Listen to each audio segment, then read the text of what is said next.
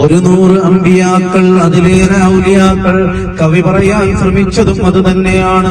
ഒരുപാട് അമ്പിയാക്കൾ മൺമറഞ്ഞുപോയി, അതിലേറെ ഔലിയാക്കളും മൺമറഞ്ഞുപോയി.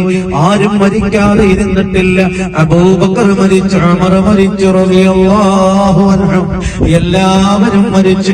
ആരോടും ഒരു കാരുണ്യവും ദാക്ഷിണ്യവും കൂടാതെ മലക്കുൽ മൗത്ത് ചൊല്ലിക്കോ അസ്റായീൽ അലൈഹിസ്സലാം വന്ന റൂഹങ്ങ് പിടിച്ചുപോയി.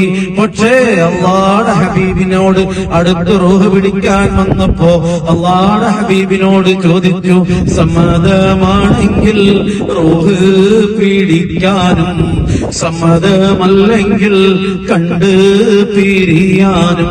ഹബീബിന് മാത്രമാണ് ആ ഭാഗ്യം ലഭിച്ചത് സല്ലല്ലാഹു അലൈഹി വസല്ലം. ഹബീബിന്റെ പേര് കേൾക്കുമ്പോ സ്വലാത്ത് ചൊല്ലാതിരിക്കല്ലേ. അല്ലാഹുവിന്റെ റസൂലാണ് നമുക്ക്